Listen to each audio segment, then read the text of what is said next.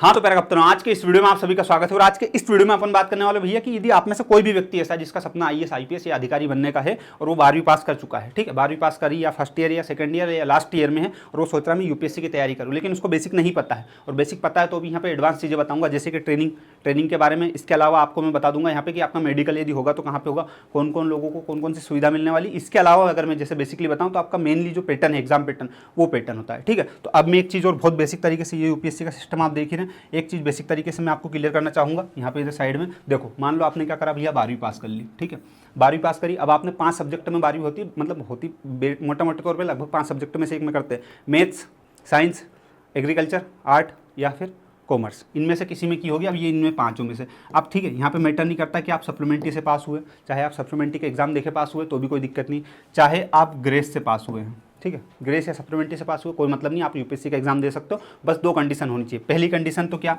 और हाँ एक चीज़ और, यहाँ पे आपके जो है ना क्या होते हैं परसेंटेज, वो भी मायने नहीं रखते कि 12th में बस आप पास हो, आपके कितने परसेंटेज, चाहे आपने टॉप किया हो चाहे आप बिल्कुल बाउंड्री पे जाके पास हुए, उससे कोई मतलब नहीं। बस पास हो मतलब आप एग्जाम दे सकते हो, लेकिन सिर्फ 12th पास करके एग्जाम नहीं दे सकते।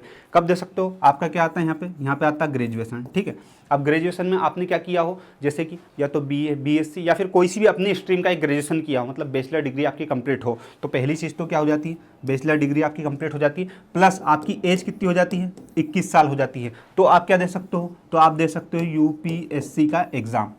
क्लियर, यहाँ तक क्लियर, बहुत बेसिक था, सबको पता था, लेकिन फिर भी मैंने बता दिया ताकि जिन बच्चों के माइंड में ये कन्फ्यूजन सप्लीमेंट्री का, ग्रेस का, परसेंटेज और परसेंटेज, सब डाउट क्लियर, ठीक है। अब फटाफट फुर्ती से यहाँ पे आ जाओ। यहाँ पे मैं आपको एक चीज़ बताना चाह रहा हूँ, और वही चीज़ बताना चाह रहा हूँ कि जैसे मान लो कि आप एलिजिबल हो गए, ठीक है, और आप पहली बार एग्जाम दोगे 21 साल के बाद, तो आपको पहले कौन सा एग्जाम देना, फिर क्या करना, तो आप दोगे पहले प्रारंभिक परीक्षा। प्रारंभिक परीक्षा को प्रीलिम्स बोलते हैं या फिर पीटी टेस्ट भी बोलते हैं, पीटी भी बोलते हैं इसको, ठीक है। तो इसमें क्या होता है, इसमें आपको जैसे फॉर एग्जाम्पल कि यहाँ पे पूछेंगे कि भारत के प्रधानमंत्री कौन है, ठीक है। यहाँ पे एक क्वेश्चन दिया भैया, यहाँ पे लिख दिया भारत के प्रधानमंत्री कौन है, वहाँ पे 4 ऑप्शन मिलते हैं, 1, 2, 3 और 4, ठीक है। ये 4 ऑप्शन में से एक आपको चुनना रहेगा, लेकिन इतना आसान नहीं रहेगा, इसमें कूट में प्रश्न आते हैं, मतलब बहुत घुमा फिरा के पूछे जाते हैं, तो उनके आंसर देने रहते हैं आपको। इस तरीके की एक प्रीलिम्स होता है, उसमें माइनस मार्किंग भी रहती है, मतलब कोई क्वेश्चन गलत करोगे तो 1/3 आपकी माइनस मार्किंग भी रहेगी। क्लियर, ये होता है प्रीलिम्स। उसके बाद में आता आपका क्या, मेंस। जैसे कि आपने कौन से एग्जाम दिए, 12th के एग्जाम दिए, आपके लगातार 5-6 पेपर हुए थे कि नहीं हुए थे, आज फिर अगला, मतलब कुछ दिनों के गैप में। लेकिन यहाँ पे भी ऐसे ही 12th जैसे ही एग्जाम होते हैं, लेकिन कुछ दिनों के गैप में नहीं होते हैं, बिल्कुल सलंग हो जाते हैं आपके, ये मान के चलो आप, ठीक है। तो ये आपका मेंस होता है, 12th के एग्जाम हुए उसके जैसा, लेकिन बहुत हाई लेवल का होता है वो, उसके लिए बहुत पढ़ना पड़ता है। जिसके बाद में आता है यहाँ पे ये पर्सनल इंटरव्यू, मतलब इंटरव्यू की बात चलती है, जैसे कि आपने यूट्यूब वगैरह पे देखेंगे वो सारी चीज़ें। तो अब मैं आपको ये बता रहा हूँ कि ये जो प्रारंभिक परीक्षा है, इनका पूरा बेसिक बता रहा हूँ, बिल्कुल जीरो से लेकर एडवांस तक का पूरा चीज़ें, ताकि आपको दिक्कत नहीं आए कि क्या करना क्या नहीं करना, आप आपके हिसाब से सारी चीज़ें कर सको। तो ये प्रीलिम्स की अपन बात करने वाले, तो प्रीलिम्स की क्या बात करने वाले, इधर आओ। प्रीलिम्स में आपको एक चीज़ क्लियर कर देता हूँ यहाँ पे कि भैया यदि मान लो आप यूपीएससी का एग्जाम देते हो 21 साल के होने के बाद और ग्रेजुएशन कंप्लीट करने के बाद, और हाँ ग्रेजुएशन के परसेंटेज में भी आपके परसेंट मैटर नहीं करते, एक चीज़ और मैं बता दूं, बट फिर भी आपके 60-70% हो, बहुत अच्छी बात होती है। क्यों, क्योंकि फिर आपसे इंटरव्यू में अगर यूँ पूछे कि आपके बहुत कम, आप सेकंड डिवीजन से पास हुए, कॉलेज में आपने पढ़ाई क्यों नहीं करी, तो फिर एक दिक्कत होती है। इसलिए थोड़ा बहुत पढ़ लेना कॉलेज में, ऐसा नहीं कि वहाँ फेल होगा यहाँ रैंक मार रहे हो तो उससे कोई मतलब नहीं निकलेगा, ठीक है। तो स्टेज फर्स्ट आता है भैया कौन सा, यूपीएससी का प्रीलिम्स परीक्षा पैटर्न। प्रीलिम्स का जो पेपर होता है एक्चुअल में होता कैसा, तो देखो यहाँ पे ये होते हैं विषय मतलब पेपर होते हैं, एक पेपर, ये दूसरा पेपर आता है। पहला पेपर जो होता है ये वाला पहला पेपर होता है जनरल स्टडी का, जिसे बोलता जाता है जीएस, जनरल स्टडी, ठीक है, पूरा ऑब्जेक्टिव होता है। दूसरा पेपर होता है एप्टीट्यूड टेस्ट का, जिसको बोला जाता है सीसेट, आपने ये नाम सुना होगा सीसेट, ठीक है। तो पहला पेपर होता है किस चीज़ का, जीएस का, दूसरा होता है सीसेट का, बस इतना याद रखो, दोनों ही ऑब्जेक्टिव टाइप होते हैं। क्लियर। उसके बाद में मेरिट रैंक नेचर होता है, मतलब इसमें जो है पहला जो पेपर होगा आपका, इसमें आपको क्या होगा, सबसे ज़्यादा नंबर लाने हैं, ठीक है, कट ऑफ आता है, सबसे ज़्यादा नंबर जिन लोगों के आते हैं उनको सिलेक्ट किया जाता है, बाकी सबको घर भगा दिया जाता है। और दूसरा जो पेपर है ये सब क्वालिफाइंग नेचर का है, मतलब इसमें आप एक पासिंग मार्क्स लाने और कुछ भी नहीं करना है। कितने पासिंग मार्क्स लाने मैं यहाँ पे बता दूंगा, 1 मिनट शांति, ठीक है। अब ये जो पहला पेपर होता है भैया, इसमें प्रश्नों की संख्या कितनी होती है आपकी, 100 होती है। दूसरे में कितनी होती है, 80 होती है। इसमें क्वालिफाइंग मार्क्स लाना और इसमें ये पूरा आपको कट ऑफ के ऊपर रहेगा। ये अंक मिलते कितने, 200, और यहाँ पे भी 200 का, ठीक है। ये 2 नंबर का एक होता है और ये 2.5 नंबर का लगभग का, 2 घंटे का टाइम इसमें मिलता है, 2 घंटे का टाइम इसमें मिलता है। ये था पूरा प्रीलिम्स। अगर आप ये पूरा एकदम क्लियर कर लेते तो प्रीलिम्स का इसके अलावा कुछ बचता नहीं। बट यहाँ पे एक चीज़ और समझाने लायक है, वो यहाँ पे ये है कि पेपर कौन सा, 2 सीसेट एप्टीट्यूड टेस्ट की बात करें, प्रकृति में उत्तीर्ण होना और उम्मीदवारों को परीक्षा के अगले चरण के लिए क्वालिफाइंग करने के लिए इस पेपर में न्यूनतम कितने, न्यूनतम ये 33%, इसका 33% आप निकालो, न्यूनतम 33% स्कोर करना चाहिए, ठीक है। मतलब ये पहला जो पेपर है ना, इसमें आपको हाईएस्ट मार्क्स लेके आने अच्छे नंबर कट ऑफ के हिसाब से, लेकिन ये वाला जो है ना, इसमें आपको 33 लाने पड़ते बस। जैसे 12th में आपको 33 नंबर लाने पे सब्जेक्ट में पास कर दिया जाता है, वैसे ही सिस्टम ये यहाँ पे रहता है, ठीक है। और इसमें आता है कि इसका सिलेबस अलग रहता है, इसका सिलेबस अलग रहता है, इसको जीएस बोलते हैं और इसको सीसेट बोलते हैं। क्लियर? बिगनर ध्यान से सुन लेना, बार बार यही देखोगे क्या, इसके लिए भी 1/3 अंक नेगेटिव होते हैं, मतलब 1/3 की मार्किंग नेगेटिव मार्किंग होती है। आई बात समझ में? ये चीज़ें क्लियर। अब उसके बाद में अपन नेक्स्ट क्वेश्चन पे बढ़ते हैं भैया। नेक्स्ट क्वेश्चन नहीं, मतलब नेक्स्ट अपना सिस्टम, और वो ये कहना चाह रहा है स्टेज 2 कौन सा आता है भैया? आपका आता है मेंस परीक्षा का। किसका? मेंस का, यूपीएससी के मेंस का। तो मेंस में देखो ओवरऑल जो पेपर होते हैं उसमें 3 पार्ट में मैंने बांटा है। 3 पार्ट में मैंने कैसे बांटा भैया? देखो पहला ये था, पहला ये है जो क्वालिफाइंग है, ठीक है। जिसके बाद में आते हैं आपके मेन सब्जेक्ट, और उसके बाद में ये कुछ चीज़ें हैं जो आपका ऑप्शनल सब्जेक्ट होता है। ऑप्शनल सब्जेक्ट का मैं प्रॉफिट बताऊंगा, बिगनर स्टूडेंट को बिल्कुल बहुत काम की चीज़ बताऊंगा, इतने काम की चीज़ कि आज से 3 साल बाद तुम शायद मेरे को थैंक यू बोलो, मतलब मेरे को नहीं बोलो, पर मैं वो चीज़ें बता दूंगा तो आपको समझ में जाएगी। उसके बाद में आपको ओवरऑल चीज़ें बताऊंगा। तो पहले अपन देखते हैं भैया कि जो यूपीएससी का जो आपका ये होगा, इसमें स्टेज 2 मेंस में आपके पेपर जो होंगे, पहला ये सब क्वालिफाइंग है। देखो यहाँ पे लिखा पेपर की प्रकृति क्वालिफाइंग नेचर, मतलब इनमें से क्वालिफाई करना है, इसमें आपको टॉप नहीं करना है। आगे बात समझ में? तो इसमें क्या होता है? अनिवार्य भारतीय भाषा, ठीक है। एक पेपर तो इसका होगा और एक होगा इंग्लिश का। अब अनिवार्य भारतीय भाषा में आप कौन सी, मान लो कि भैया अपने हिंदी जानते हो तो हिंदी ले लो यहाँ पे, और कोई सी भारतीय भाषा जानते हो तो वो ले सकते हो, ठीक है। जिसके बाद में आप एक आता है इंग्लिश, कंपलसरी है, ये दोनों क्वालिफाइंग है। 300 अंक का ये होता है, 300 अंक का ये होता है, 3 घंटे यहाँ चाहिए, 3 घंटे यहाँ चाहिए, जब जाके आपका पूरा सिस्टम हो जाएगा। तो 3 घंटे का पेपर होता है ड्यूरेशन पूरा, ये पूरा रहेगा क्वालिफाइंग। क्लियर? मतलब टोटल 600। तो ये क्वालिफाइंग रहेंगे 2 लैंग्वेज के, एक आपके हिसाब से और एक यहाँ पे आती है अंग्रेजी। क्लियर? मतलब आईएएस को अंग्रेजी तो आनी चाहिए ना, वहाँ जाके क्या करेगा नहीं तो। क्लियर? उसके बाद में एक चीज़ और आती है भैया, कौन सी? इधर ये आते हैं मेन पेपर, जिसमें होता है एक्चुअल में कंपटीशन, और इसके हिसाब से व्यक्ति आईएएस आईपीएस और इस टाइप की जो पोस्ट है वो डिसाइड होती है एक्चुअल में। अगर देखा जाए तो कैसे होंगी वो चीज़ें मैं आपको बताता हूँ। देखो इधर आओ, कितने पेपर है? पहला पेपर, ये दूसरा आया, तीसरा, चौथा और ये 5वां। कितने ओवरऑल? 5 पेपर हो गए। मेन जो पेपर है 5 पेपर होते हैं। इसके पहले जो 2 बताए वो क्वालिफाइंग है सिर्फ, इसके बाद जो आएंगे वो वैकल्पिक है, मतलब ऑप्शनल सब्जेक्ट के, ठीक है। ऑप्शनल के फायदे बताऊंगा, अभी रुकना, ठीक है। ये मेन जो होता है ये होता है। अब इसमें क्या क्या आता है भैया? सामान्य अध्ययन। सामान्य अध्ययन मतलब ये अपन जीएस बोल सकते हैं, जिसमें भारतीय विरासत और संस्कृति, इतिहास और विश्व और समाज का भूगोल, ठीक है। मतलब मोटा मोटा आप कह सकते हो इसमें एक तो इतिहास और एक भूगोल, ठीक है, मोटा मोटा। बाकी तो सिलेबस बहुत डिटेल में, सिलेबस कोई मतलब एक किताब जैसे ही सिलेबस आता है भैया उसका, ठीक है। ये जो होता है मेरिट रैंकिंग होती है, मतलब इसमें मेरिट रैंकिंग का मतलब समझते हो ना, कट ऑफ के ऊपर डिसाइड रहता है। क्वालिफाइंग पहले था, ये मेरिट रैंकिंग है। तो ये जो पेपर है, ठीक है, ये पेपर जो आपके हैं यहाँ तक के, ये कितने का है? एक पेपर 250 अंक का, दूसरा भी 250 अंक का, 3 घंटे 3 घंटे। क्लियर? आगे बात समझ में?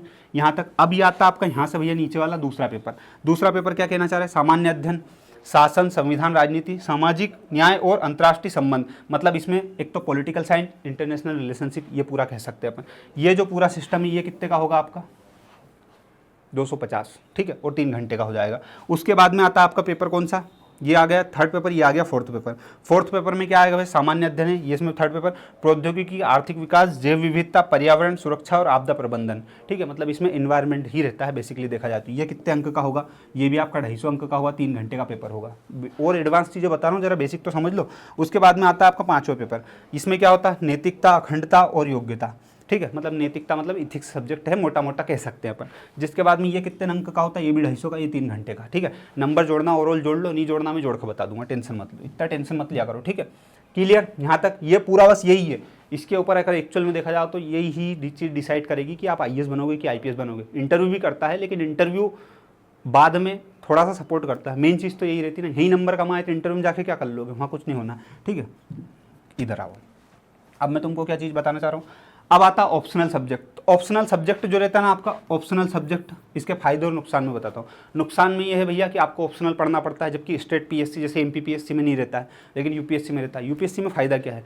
आपने मान लो कि ऑप्शनल सब्जेक्ट लिया हिंदी लिटरेचर, फॉर एग्जाम्पल, जैसे कि दिव्यकृति सर ने भी हिंदी लिटरेचर में क्या कर रखा भैया अपना, देखा जाए तो नेट वेट क्वालिफाई करके, और प्रोफेसर है वो तो क्या नेट वेट डॉक्टरेट है उसमें, ठीक है। लेकिन अगर मान लो आपने भी हिंदी लिटरेचर लिया, या फिर आपने कोई सा भी ऐसा सब्जेक्ट लिया जिसमें आपको इंटरेस्ट है, तो वही सब्जेक्ट आप यहाँ पे क्या ले सकते हो? ऑप्शनल ले सकते हो, और वही सब्जेक्ट में आप मास्टर डिग्री कर सकते हो। फॉर एग्जाम्पल कि हिंदी लिटरेचर से आपने क्या किया? एमए किया, हिंदी लिटरेचर ही आपने क्या लिया, ऑप्शनल लिया, तो आपको हिंदी लिटरेचर एक ही जगह पढ़ना है, 2 एग्जाम दे सकते हो। इन फ्यूचर आपसे यूपीएससी अगर नहीं निकले तो आप नेट का एग्जाम दे सकते हो। नेट की एग्जाम यदि क्वालिफाई कर ले तो असिस्टेंट प्रोफेसर वगैरह बन जाते हो, बाद में उसमें डॉक्टरेट भी बन सकते हो आप, मतलब डॉक्टर लगा सकते हो नाम के आगे, जैसे दिव्यकृति सर ने लगा रखा वैसे, ठीक है। तो वो एक ऑप्शन रहता है, अगर यूपीएससी नहीं निकले या निकल भी जाए तो भी कर सकते हो, लेकिन वो ही एक पेपर आपको पढ़ना है कहाँ पे, नेट के लिए, और वही एक पेपर यहाँ पे। थोड़ा बहुत सिलेबस में अगर चेंज होता है अलग बात है, बाकी बेसिकली हो जाता है पूरा, कोई दिक्कत नहीं, ठीक है। तो ये जो है आपका वैकल्पिक है भैया, जिसका छठा और ये 7वां पेपर दोनों ही क्या होता है, ऑप्शनल होता है। इसमें फर्स्ट पेपर ये है, ये सेकंड पेपर ऑप्शनल का,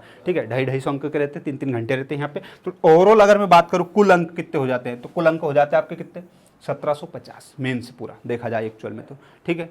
ये आपको डिसाइड करेगा भैया कि आप कहाँ तक जाओगे, कितना दौड़ पाओगे। क्लियर, 1-2 बार सिलेबस अपने मन से देख लेना, ठीक है, थोड़ा बहुत देखना जरूरी है। ये मैंने बहुत बेसिक बताया है। अब ऑप्शनल में आप मान लो आपका हिंदी लिटरेचर है तो उसका सिलेबस अलग है, आपका ऑप्शनल में मान लो इकोनॉमिक है तो उसका सिलेबस अलग है। तो सबके सिलेबस एक ही वीडियो में 10 मिनट के वीडियो में सब बता दूँ, मतलब ये चीज़ तो तुम भी समझते हो ना यार, IAS बनने वाले ऐसी हरकत मत करा करो फिर, ठीक है। इधर आओ, अब मैं चीज़ और बताना चाह रहा हूँ तुमको कि ये क्या हो जाता भैया, ये कुल मतलब ओवरऑल तो अभी तक मैंने मेंस के कितने बताए थे, 1750। इंटरव्यू कितने नंबर का होता है, इंटरव्यू जैसे होता है आपका 275 नंबर का है। अब ये से स्टेट पीएससी, जैसे फॉर एग्जांपल एमपीपीएससी की बात करूँ तो 175 नंबर का होता है, लेकिन यहाँ पे कितने 275 नंबर का होता है। एक्चुअल में ये जो दोनों नंबर है ना, यही आपके मायने रखते हैं किस चीज़ में, IAS बनाने में, IPS बनाने में, IRS, IFS, IFOS ये बनाने में, ठीक है। हाँ, एक चीज़ और बता दूं मैं भैया, बहुत सारे लोग ऐसे IFS और IFOS ऐसे, ठीक है। तो जो IFS में कन्फ्यूजन में होते हैं ना, तो उनको बहुत बता रहा हूँ बेसिक लोगों को कि भैया ये IFS है ना, एक होता है फॉरेन, एक होता है फॉरेस्ट, ठीक है। तो फॉरेस्ट वाला जब भी लिखते हैं ना तो उसमें एक छोटा सा O भी लगता है, तो ऐसे कन्फ्यूजन में नहीं होना कि IFS मतलब तो फॉरेन वाला हो गया और एक फॉरेस्ट वाला हो गया, तो फॉरेस्ट वाले में O भी लगता है। क्लियर कट बातें हैं, समझ में आ गई है आई होप आपको। उसके बाद में बात करते हैं कुल योग कि भैया ये कुल योग कितना होगा, 2025। क्लियर, ये 2025 से डिसाइड करेंगे कि तुम कितना दौड़ पाओगे। क्लियर, बहुत शानदार प्रदर्शन। उसके बाद में नेक्स्ट क्वेश्चन आता, अब देखो, अब तुमको इंटरेस्टिंग चीज़ लगेगी तुम्हारे काम की, ऐसा लगेगा कि हाँ बहुत शानदार चीज़ बता रहा हूँ। अभी तक की चीज़ तो शायद तुमको पता भी हो बेसिक। देखो सुनना, प्रत्येक पेपर 3 घंटे की अवधि का होगा, ये तो सबको मालूम है, लेकिन यहाँ पे ब्लाइंड उम्मीदवारों को, ब्लाइंड मतलब जो देख नहीं सकते उनको 30 मिनट अतिरिक्त, कितने मिनट, 30 मिनट अतिरिक्त मिलेंगे हर पेपर में उनको, ठीक है, हर पेपर में। और जिसके बाद में आता है भैया IAS मुख्य परीक्षा को 2 भागों में विभाजित किया जा सकता है, योग्यता परीक्षा और दूसरा कौन सा आता है, मेरिट परीक्षा। अब मैंने जैसे आपको बताया योग्यता परीक्षा मतलब सिर्फ क्वालिफाइंग, और मेरिट मतलब कट ऑफ, बताया तो सही, पार्ट A पार्ट B, उसके बाद में 6-7 पेपर बताया आपको, वो चीज़ है। और उसके बाद में आता है योग्यता परीक्षा पेपर A और पेपर B, ये वाली चीज़ जो मैंने आपको बता दी है। और UPSC मुख्य परीक्षा में कुल 48 वैकल्पिक विषय होते हैं। 48 में से आप कुछ भी चुन सकते हो, जिसमें बहुत सारे लिटरेचर होते हैं, इंग्लिश लिटरेचर, हिंदी लिटरेचर, और भी 8वीं अनुसूची में जो भाषाएं दे रखी है, जितनी भी भारतीय भाषा दे रखी है उनमें से कोई सा चुन सकते हो। इसके अलावा और भी विषय होते हैं 25-30, जो जैसे पॉलिटी, हिस्ट्री, इकोनॉमिक, इस टाइप के विषय आप चुन सकते हो जिसमें इंटरेस्ट है आपको, जो पढ़ने की क्षमता हो। ऐसा नहीं चुन लिया वहाँ जाकर पता ही चले उसके चीज़ें ही नहीं मिल रही अपने को, ठीक है। ये सारी चीज़ें अब बात कर लेते हैं भैया। मैं बहुत बेसिक और बहुत स्पीड में बता रहा हूँ आपको, पर समझने की कोशिश करना, और लगे तो वीडियो बना दूंगा मैं, टेंशन मत लेना तुम, ऐसे मत टेंशन मत लिया करो भैया, और दिक्कत है तो कमेंट कर देना, वीडियो बना दूंगा। अब बात करते हैं भैया किसके चरण की, तीसरे चरण की, UPSC IAS पर्सनल इंटरव्यू, मतलब ये इंटरव्यू की बात चलती है। तो इंटरव्यू आपका लगभग इस तरीके से होता है, जो कि आप यूट्यूब पे देख चुके हैं, इसके बारे में कुछ ज़्यादा बताने की जरूरत नहीं। कितने नंबर का होता है, 275 नंबर का होता है, ठीक है। अब आपको UPSC के ऊपर कौन सा और वीडियो चाहिए वो मुझे कमेंट करके बता देना, तो मैं आपके लिए वीडियो बना दूंगा, ठीक है। इतना झेल लिया उसके लिए बहुत बहुत धन्यवाद, थैंक यू, जय हिंद जय भारत।